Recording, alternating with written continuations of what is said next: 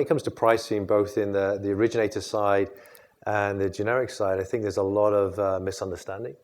And I think if you take even the US and the political system that are highlighted some pricing challenges, I think understanding actually where the price get eroded and who takes what and what the payer and the patient end up paying, I think is really not understood.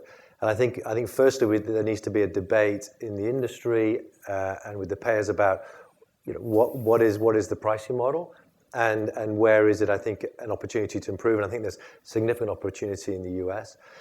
I do think I think it's important that the patient in the one-payer systems understands the cost of therapies, because I think it's important they understand that, but they understand the context of what it takes to actually bring a therapy to market and run that business.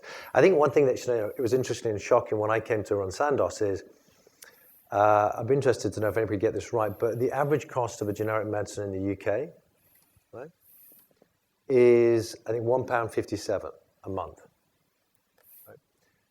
Now, I personally believe that's not a good thing. I think that creates sustainability issues and quality issues, but in the short term, it's quite a good thing for but at the same time, there's significant pricing pressure on that £1.57, which I think is the wrong place to focus. So I think if patients understood a bit more about the cost of therapies, that would be helpful. But I think the most important thing is to help the payers understand the costing structure, what it takes to get a medicine to market, and then also where the people are taking money out of that system from a rebating and discounting. I think that's really, really critical.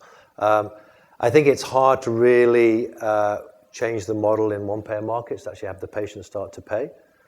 I think that's going to happen, by the way, though. I think what's going to happen in a more subtle way is we're going to see products move from prescription to OTC.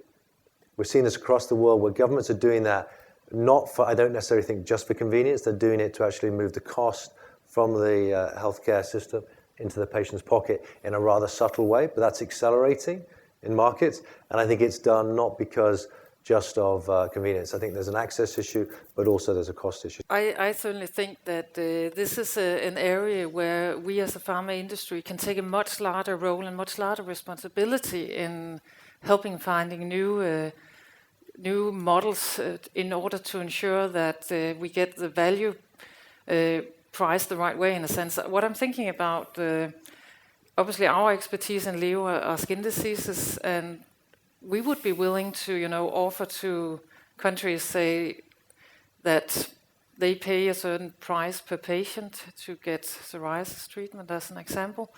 And then it's our responsibility to ensure that the patients get the right treatment, that they get the right support in different ways and so on. So sort of a risk-sharing model. And I think that as an industry, we can take much larger responsibility in driving that change and, demonstrating the great value that we bring to patients.